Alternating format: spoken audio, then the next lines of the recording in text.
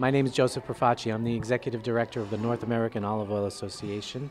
My members represent about 85% of the olive oil imported into the United States. Yeah, we're at a real crisis point. If these tariffs that have been proposed come into place, it will turn the industry upside down. We've worked so hard to get to where we are right now. We are on the verge, we believe, of beginning to grow consumption again.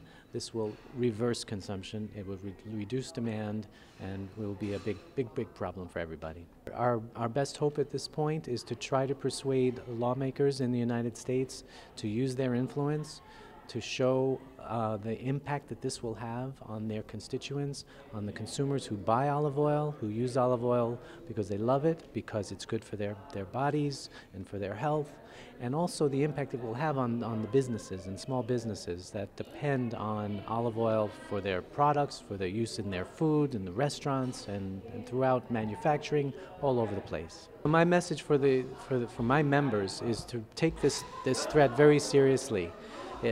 There's a chance it won't happen, but we can't take the risk. We have to do what we can to be sure that sane people with rational minds look at this question and realize we can't put a tax on people's health.